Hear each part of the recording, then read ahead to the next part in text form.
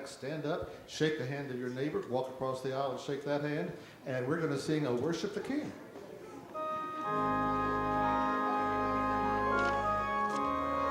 Stand up, boys.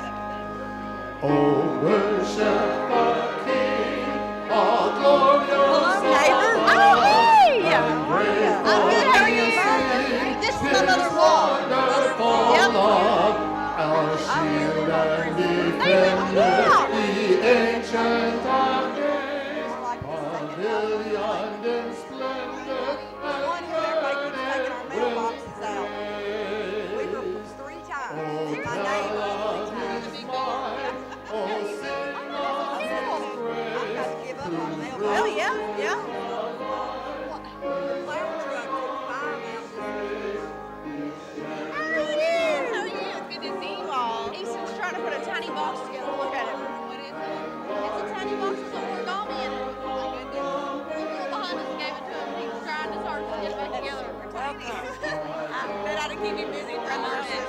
Well, I was going to say, you all look an awful lot alike. Twins. Are you really? I have a twin sister. Yes, I have a twin. Yes. Oh my gosh. You all. Are you like night and day? Absolutely. Yes. Oh, that's so cool. They separated us in 4th grade because my mom made us dress alike and wear tights. No, it's okay. About what we were going to wear. Friends. Did you all like to dress alike? My mother made us until the 4th grade when they split us up in classes. Then she let us dress different. Yep. But we had the same club. Well, yeah. The other day we went to Cove. We bought a shirt alike. We both liked it. And we're going to wear it to church. That sounds like me and Lucy, I'm telling you. Yep. Sounds exactly the same. She didn't come the Sunday we were going to wear it. And I wore mine. So then a couple of Sundays later, she wore hers. So I said, we're going to have to hit it on the same day. You all are going to have to get it together.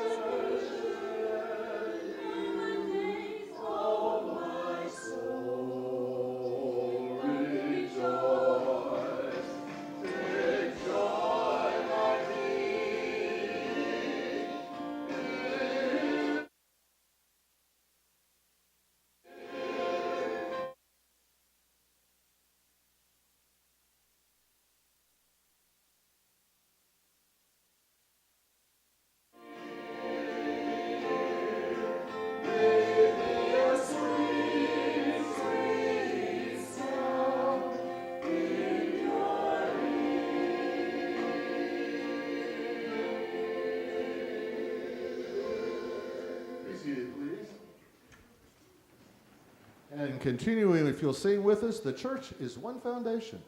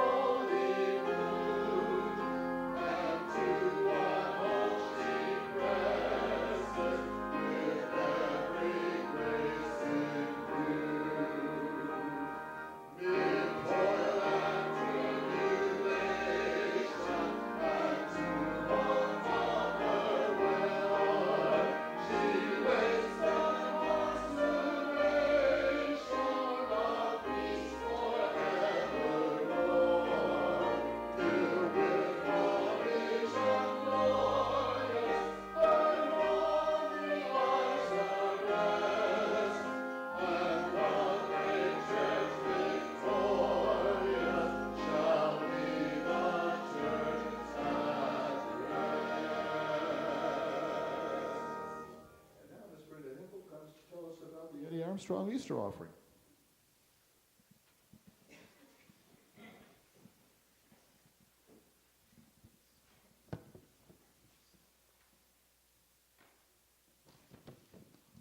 As you've heard the last 2 Sundays, we're observing the Annie Armstrong Easter offering this month. Our church goal is $2,000. The North American Mission Board's goal is $78 million. 100% of the offering goes to the missionaries, none to administration. Reaching and even exceeding that goal will mean we can not only support those who are currently serving, but send out even more missionaries. God can use our prayers and generous gifts to write brand new stories. Stories of churches planted, stories of churches planted, deeds met, and lives forever changed. As our theme verse says, for they have gone out for the sake of the name. Therefore, we ought to support people like these, that we may be fellow workers for the truth. So please consider what you can give to the Annie Armstrong Easter offering. You can find envelopes in the pew rack in front of you. Thank you for giving.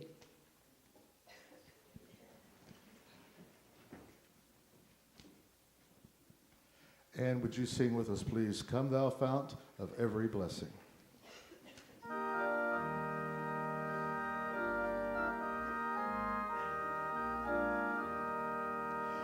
Come, thou fount of every blessing, to my heart to sing thy praise. Streams of mercy never ceasing, call for songs of loudest praise. Teach me some melodious sonnet, some by flaming tongues above. Praise the mountain fixed upon it, mount of thy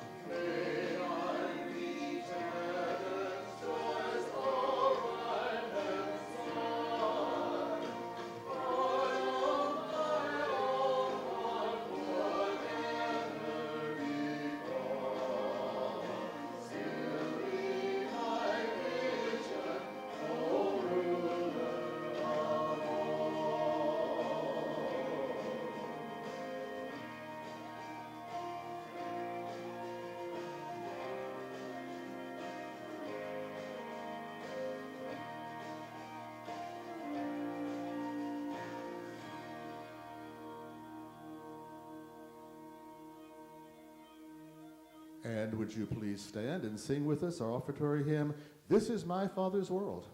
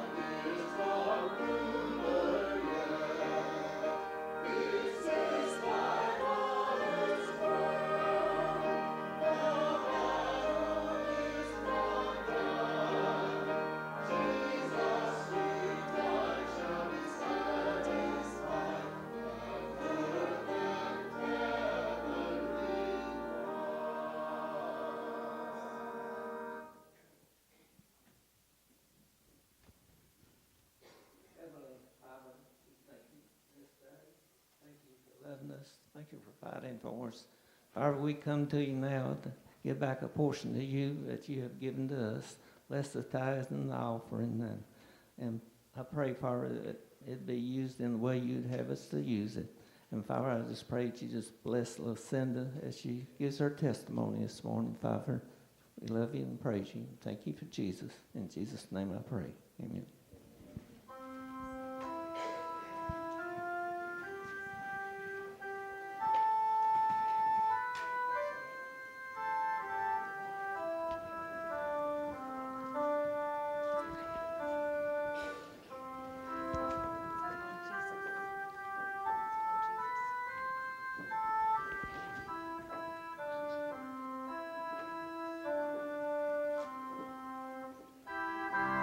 Oh,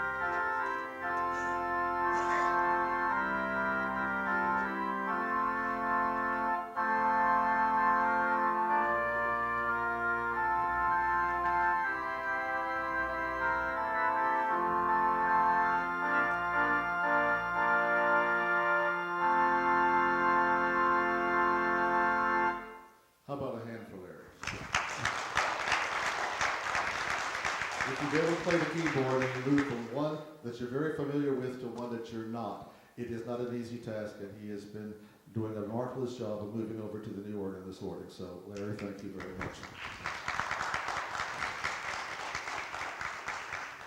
Of course, I think everybody knows that tomorrow is St. Patrick's Day, and you don't have to celebrate the holiday, but we can also sing the hymns of our church that have an Irish background.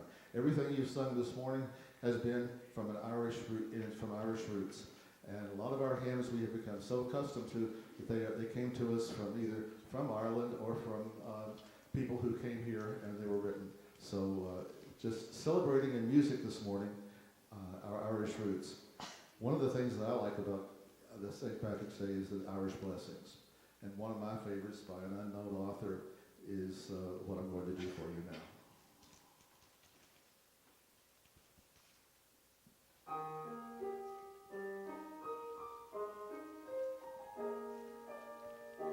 I do not wish for you a pathway free of troubles, nor a life to your ease on a bed of roses.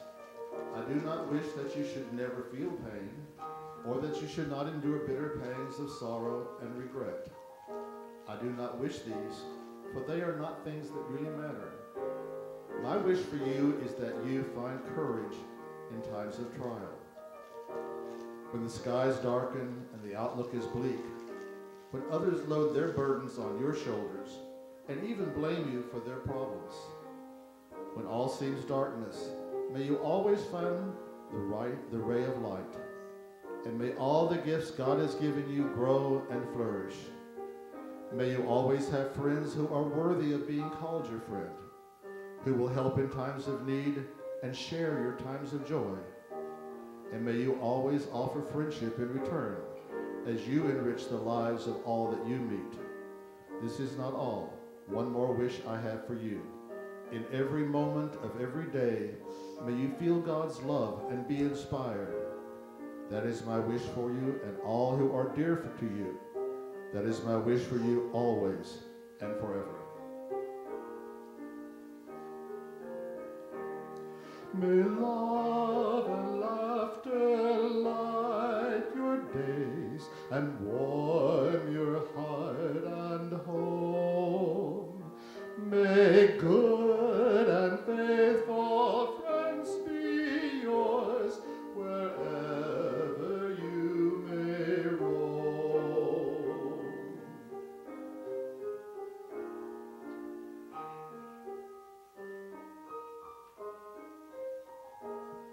May peace and plenty bless your world. May all your days be bright. May angels always be nearby to help you through the night.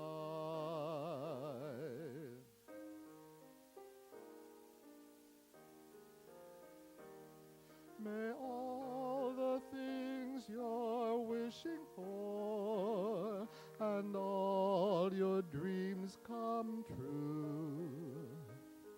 May every gentle wind that blows bring peace and joy and happiness, bring happiness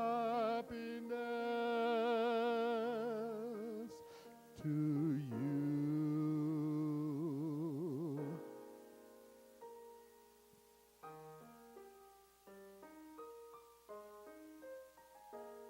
May love and laughter light your days and warm your heart and home.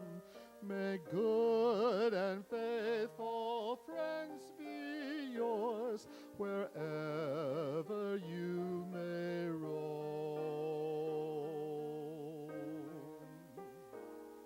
May love and laughter light your days and warm your heart and home.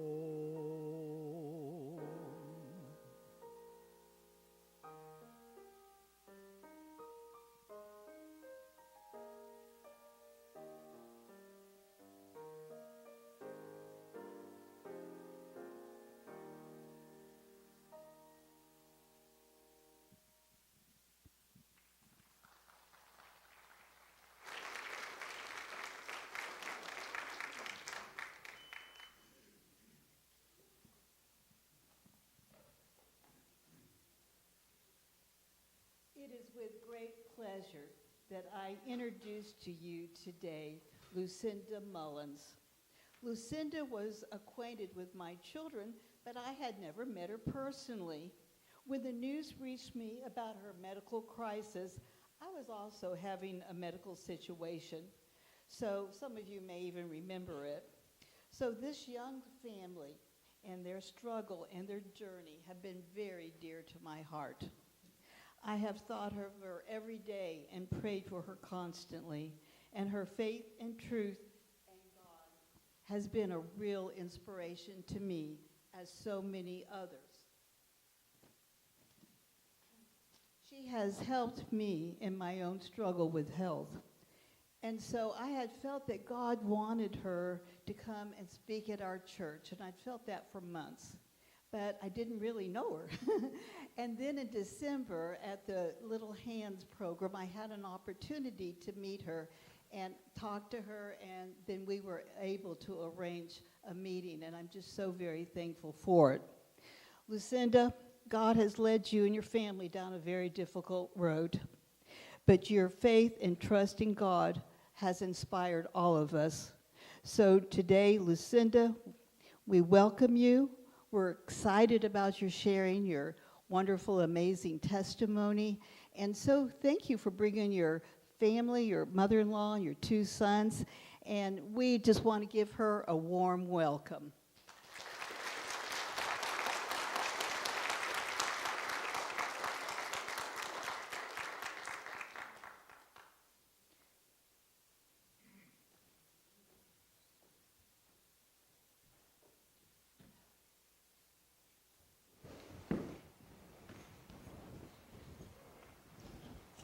Give us a second to get everything adjusted.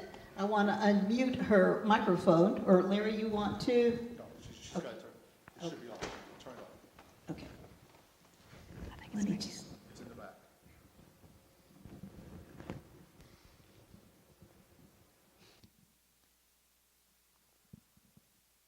Can everyone hear me okay?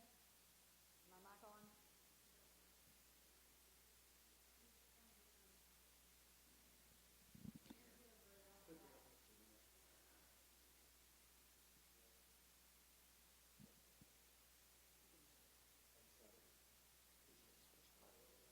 Push it up.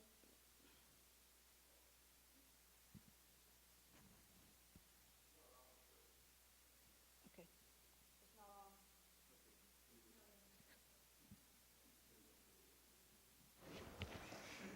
Okay. It's on unmute now. Okay. She's on. Okay, can everyone hear me better now? In the back, is that okay? Well, good morning. I'm so very happy to be here today.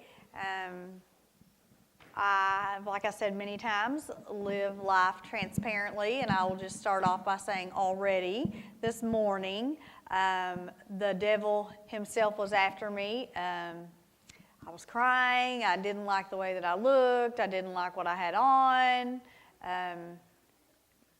My husband's not with me today because he is having some back issues. It's kind of a chore to put my legs on. So I decided not to wear those to make him feel a little better and not have to worry about that. So then I was anxious about not having my legs on today. And, in every way that the devil could attack me this morning, he did. So my mother-in-law comes in and says, remember, that is the devil trying to attack you. It's going to be okay. We're going to just go on, and it's going to be fine. Well, am I ever so thankful that I did, obviously. I'm so happy to be here. I learned my neighbor has a twin sister, as I also have a twin sister. That was a fun little fact that I got to learn this morning. My little boy got a gift from the young lady behind him. It was a tiny little box with the tiniest little origami in it. That was the most amazing thing. I've never seen anything like it. Thank you so much. So the warm welcome this morning has been great. These sweet young gentlemen right here in the front came over just to say hi, and they look very handsome this morning, might I just say. So again, thank you for this opportunity to share my testimony with you. I'll start a little bit about my background and who I am. I'm 42 years old. Like I said, I have a twin sister. My name is Lucinda, and her name is Lucy. My father died when I was 20. He had bone cancer. My mother and father were much older when they got blessed with children. They didn't think that they could have any. My mom was 40 and my dad was 55 and surprise twins. So by the time I started kindergarten, my father had retired for his second time. 22 years in the Navy and 22 years in the Army Corps of Engineers. Not many people can say that. But what a blessing in its own right that was to have older parents. They kind of had gone on with their life as far as working and doing those things, so they never missed anything at school. They always got to be there. I grew up in church. I attend Ferguson Baptist Church, where I still go today. I do live in Lincoln County, but I travel home to my church in Ferguson when I'm not speaking. I am married to DJ Mullins, who I met when I was 17, and we're still together today. I have two wonderful children, a 13-year-old named Tegan and an 8-year-old named Easton. I always knew I wanted to be a mom, and what a blessing they are to my life. I can't say enough about them. My 82-year-old mother lives with us, and she is the most precious thing to me ever. And she was having a little trouble of her own this morning, some arthritis, and just couldn't get going. But she is a great part of our life, and takes care of my children. And thankfully, my mother-in-law now is retired, and she's become a runner for us and a runner for me.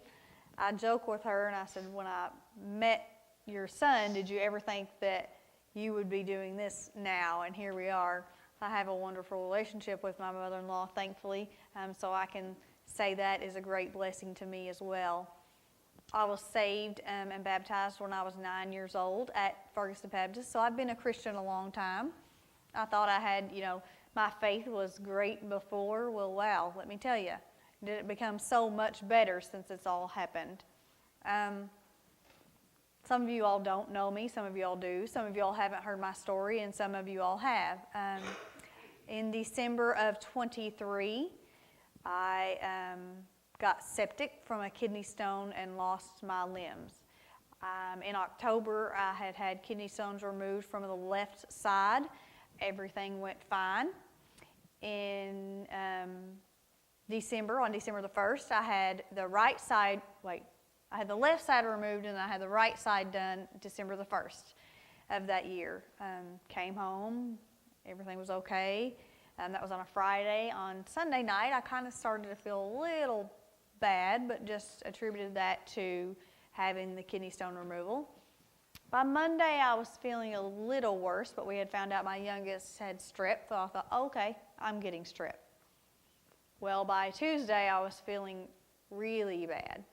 And I look back now and maybe, okay, there are some signs. I work at Dr. Bates Miller and Sims' office. I forgot to add that. Where I had been for the last 18 years. Yes, I'm going back to work. I nurse for Dr. Sims there. And he is a part of this story, as he is not only him and his family. He is my employer, but they are great friends as well. So by Tuesday up into Wednesday morning, I had gotten very ill. That Tuesday evening, my husband was like, I think you're pretty sick. We should go to the hospital and get you checked out or whatever. And I'm like, no, let me just go to sleep. I'll be fine.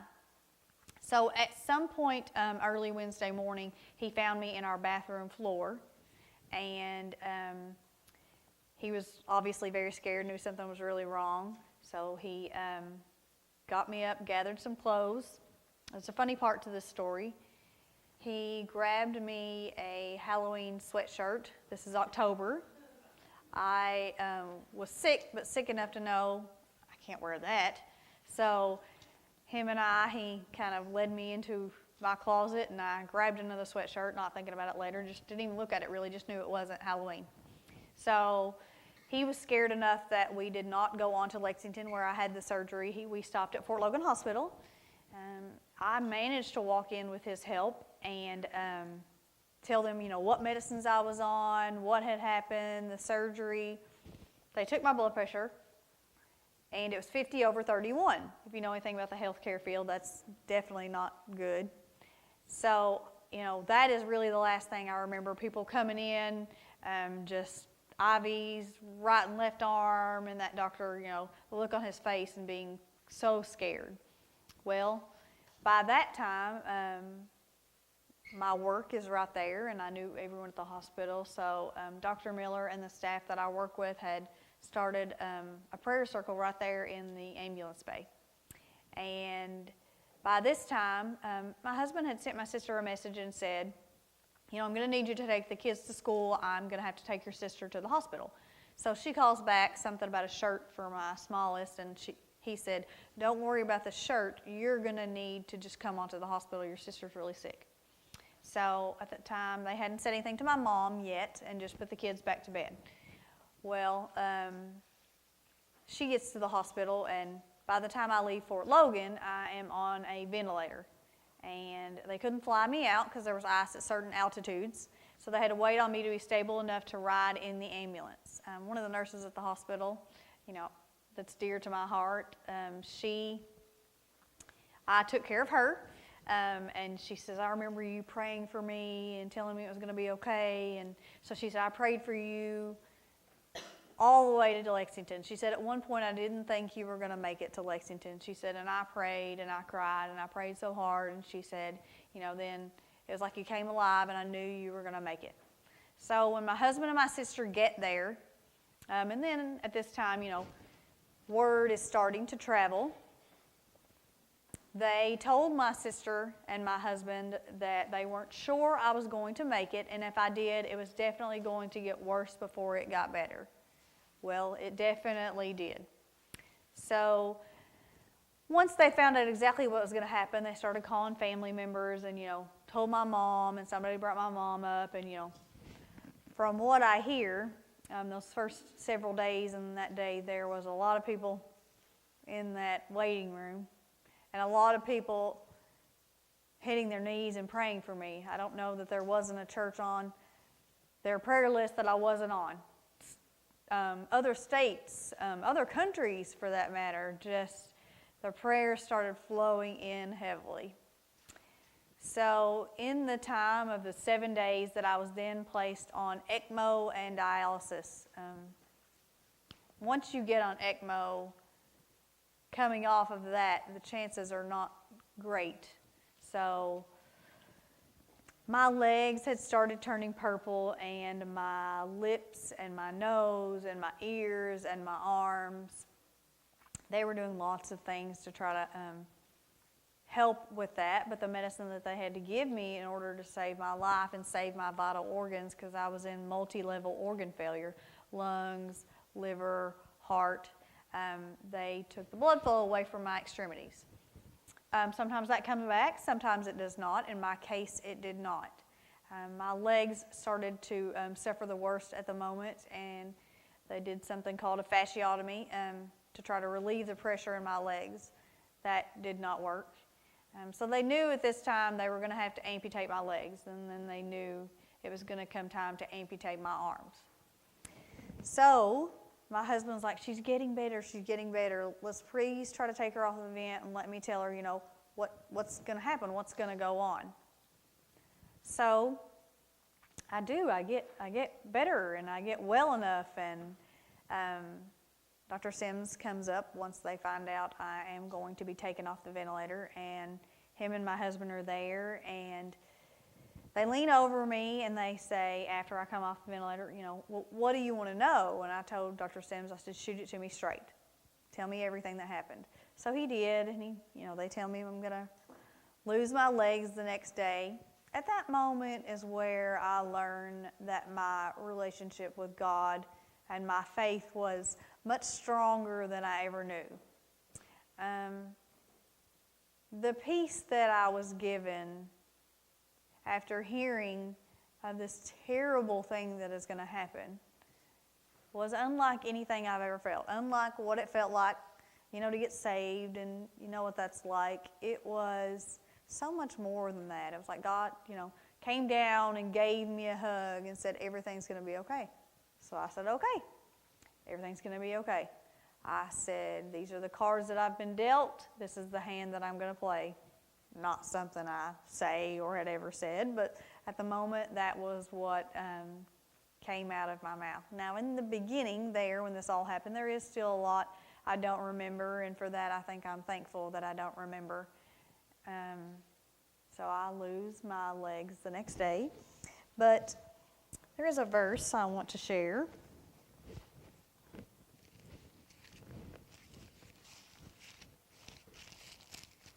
I'm not going to say it's easy to flip through a very thin-paged Bible whenever you don't have any arms.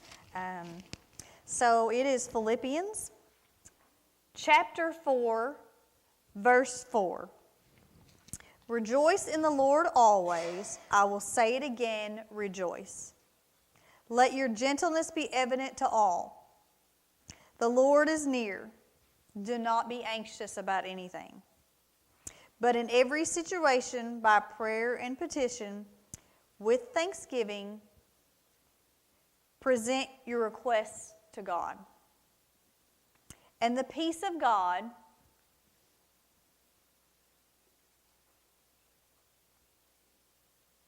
which transcends all understanding, will guard your hearts and your minds in Christ Jesus. I had heard that so many times before. The peace that transcends all understanding. Well, I got to experience that firsthand. And I, really know now what that peace feels like. So at the time, we did not send my children to school, as, Christmas was coming up, so they didn't have very long left. And, lots of people had found out, and we didn't want them to hear rumors of things that they didn't understand or wouldn't know, and there were still so many unknowns.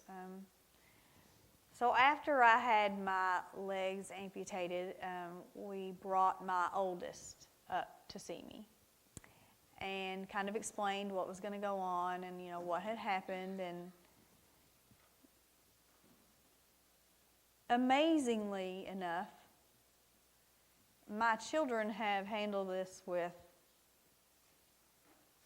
grace and just the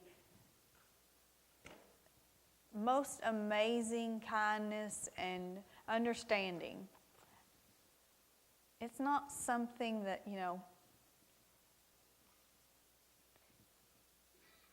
I ever wanted my children to suffer through, because I not only experienced this life, them and my husband experience it with me, and some days those are harder than others, and to think that my children were going to feed me in the beginning and still even feed me now, or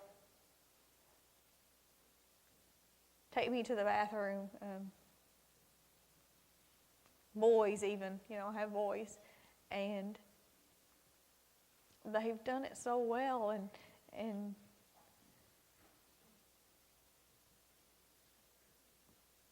God gave me my family before I knew I needed my family. Definitely my husband. I can't say enough of what he does and does for our family. He always did, but now just the burdens they carry and the things that they have had to suffer through with me. And he has never wavered. He has never faltered. He learned to do makeup so well, and he learned to curl my hair and do a ponytail and all these things that, he didn't think he was ever going to have to do, but he has done it so well. And with such grace that, like I said, God knew I needed him before I ever knew I did. So I always say that, if you're a young lady and you are looking to find your soulmate, marry someone that if when they say till death do us part, and in sickness and health, that's going to live that. And he has absolutely lived that with me. So when you consider finding your soulmate, consider finding one just like that. So time goes on, and I'm still in the hospital, and when people say they're praying for you, or I've prayed for you, or I felt prayers. I truly felt them all around me.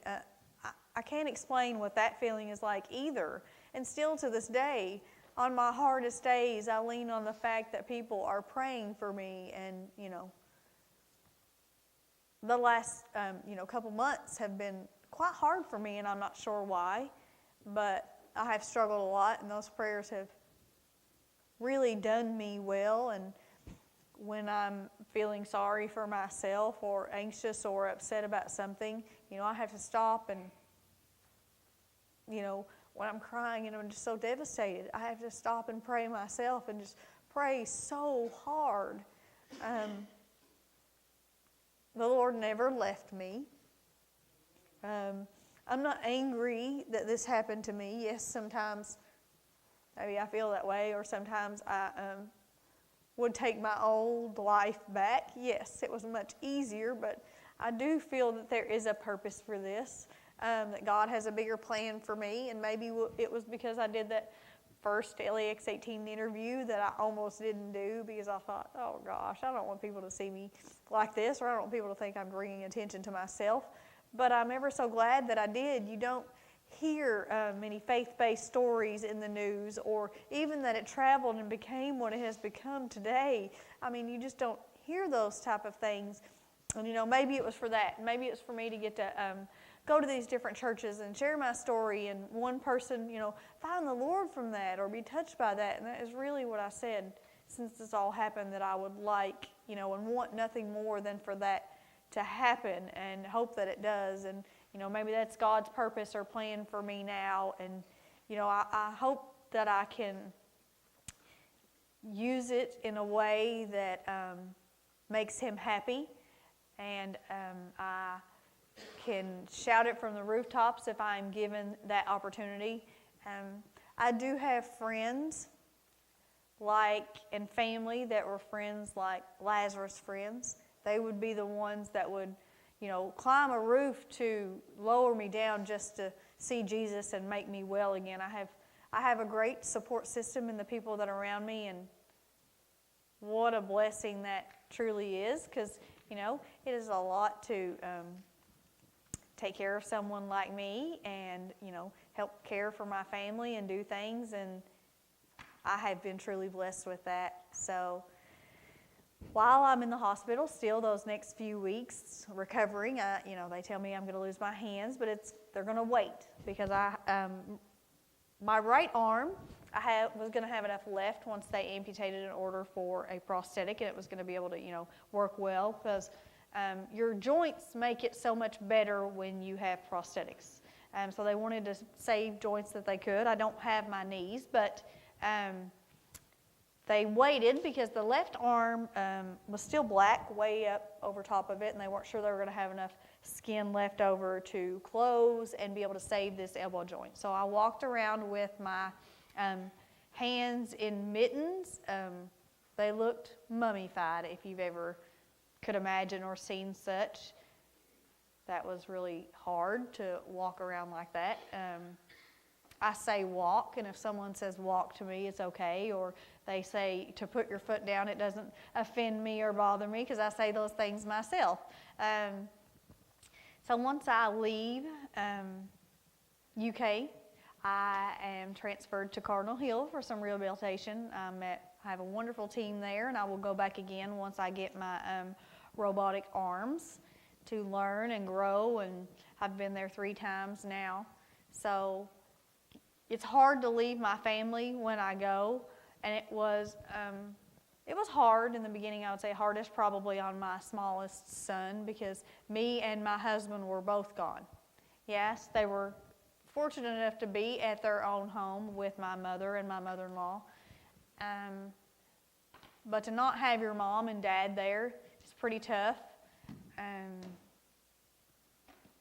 So the next few times I went to Cardinal Hill, we tried to make it so as that I had friends and family come and stay with me, so my husband could be home more with my children, and that definitely, helped a lot and gave him the opportunity to have some time for himself. Once I get home, I, recover at home for a while, and in February, on February the 2nd, actually, I lose my my lower arms. That was supposed to be an outpatient surgery, if you can imagine. Well, I did not go home that night.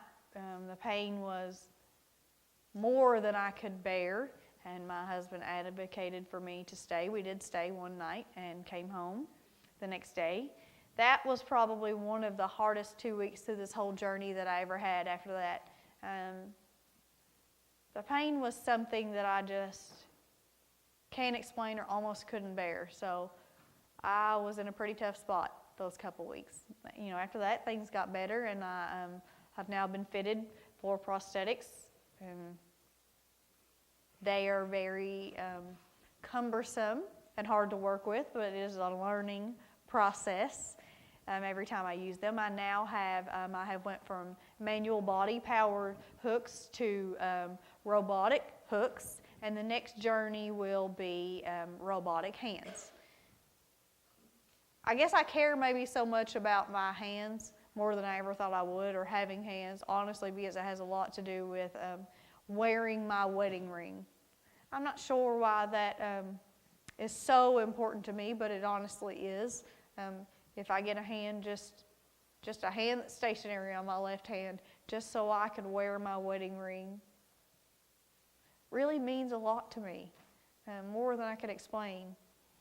So through this journey in our new way of life that we've learned to live, this touched many hearts and many people, and I throughout this, I'm glad that I have gotten to meet so many different people and experience so many different churches. And honestly, they're the same no matter where I go, no matter what denomination that I have been in. They all love the Lord, and that's really what we're here for, to love the Lord. I was put in contact by a man named James Crocker, who kind of started what they have called the Mullins Miracle. He's from Florida. My husband's company, Central Seal, they have trucks made by his company, Hog Technologies. And his wife showed him my story, and he kind of brushed it off and didn't think nothing about it. Well, when he got to work, his assistant, Rachel, showed him my story, and he said, God right there told me something. He said, he told me I needed to help in some way. I needed to do something. And he called my husband's company and said, is this legit? Did this really happen? Is this, And they said, yeah, this absolutely happened. So he flew from Florida to our home to come and see us, and the Mullins Miracle grew. He said, we're going to build you a house in 10 days. And with God and many volunteers and many just people that wanted to help, from the smallest thing that would show up to the build site and just pray, to send prayers from far away, just to send cards. I still get so many cards today, and it's so amazing. Just people to know they're thinking about me, and I meet so many people. Are you the girl from Stanford that happened to? Are you the nurse that happened to? And I'm like, yeah. Just to meet so many different people has really blessed me and touched my heart in its own way. It's just as good for me to be able to come and speak to people, and it does my heart so well, hopefully just as much as it does the people that I meet and I get to speak to. So in those 10 days, grew a home that is one level, that is voice activated, that is built for me and my family, and for us to grow, and for me to be able to be more independent. And there's nothing left to say about that, but that was a God thing. Back to that story about the sweatshirt. So after I'm in the hospital for quite some time in Lexington, my sister, at first, she's not an emotional person. We're twins, but we're very different. She doesn't cry. She doesn't show her emotion, you know. She couldn't look at me for days. She couldn't come in. They said she just sat in the car. She couldn't. And one of my very best friends, Susan, went to her and said, you know, you've got to go in there. You've got to see her. You can't stay out here and do this. So she wore a mask over her face and just would sit in there. And when I got better, but I was still in the hospital, she said, I'm not sure when the right time to say this is, but you had on a sweatshirt that night that said heaven bound. And I said, well, I was heaven bound. I guess he just wasn't ready for me that night. So she has now taken that sweatshirt and said, I'm never allowed to wear that again. But she wears that. So in the ways that God has touched my life are more ways that I can ever explain. And, you know, on the days that it's the hardest and I've had faith that is just as tiny as a mustard seed, I've needed that. And I've leaned on that many times. Again, I'm not, by no means am I saying this is easy. Nothing about this is easy. And I often wonder how God chose me or why he picked my family for this. But, you know, it was his purpose. And I will not question that. I will just live this life the best that I can for him and hope I do that well. So my struggles are no bigger than anyone else's struggles. You know, sometimes people say to me, you know, I've had this going on, and I just think, oh, how can I even worry about that? Look at what she's been through. But yeah, your struggles are great too, and are something to not think that are less than mine, because we all have our own struggles, and God's always there with us. He doesn't leave us. We have been given a free gift. A free gift of salvation. You just have to accept it. Doesn't matter where you're in your life or what's going on, or if you think, you know, how could God ever forgive me for what I've done, or how can God care about somebody like me, or, you know, I'm just a normal person. Nothing major's happened in my life to lead me to salvation, and I wasn't either at 9 years old. I was just a normal person as I am today. So please don't ever pass up that opportunity of the free gift you've been given of salvation. Quite easy, you know, to take him into your heart, you know, admit you're a sinner, believe and confess your sins. There's nothing else. You don't have to do it in a big way. You don't have to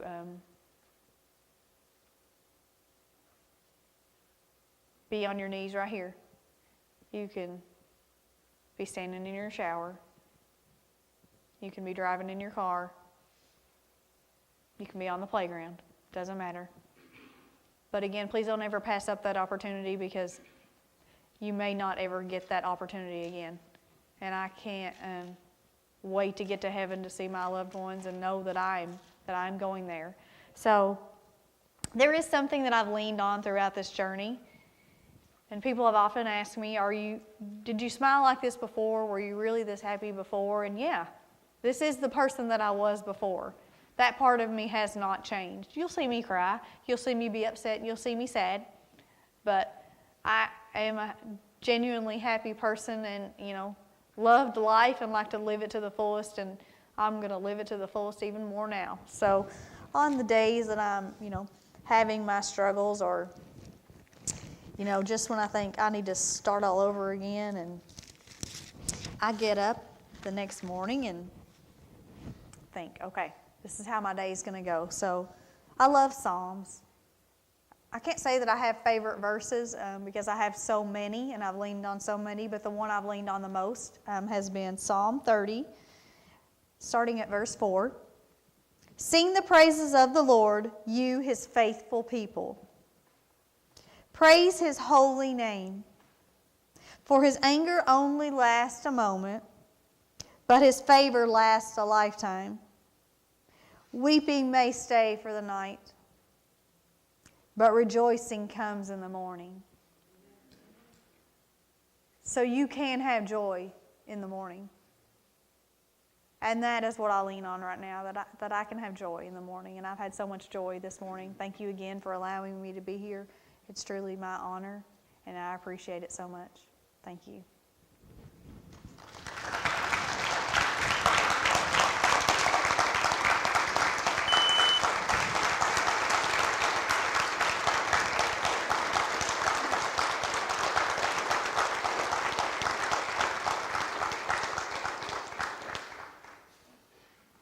Thank you, Lucinda.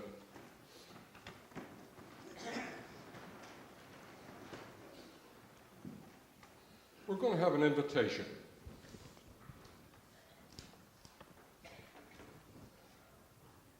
If you have been able to sit here and not be moved by this, you will not be moved by the Lord himself. Two hands together on the bottom.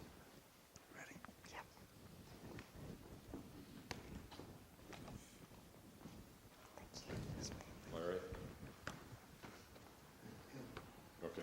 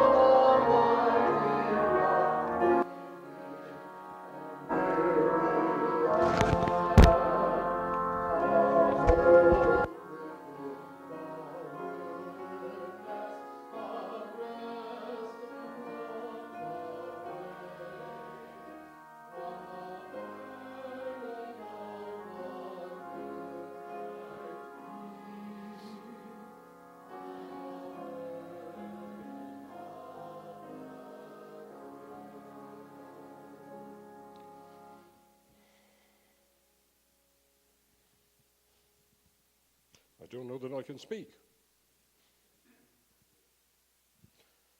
If you want to rededicate your life, please come to this altar on your knees and pray. If you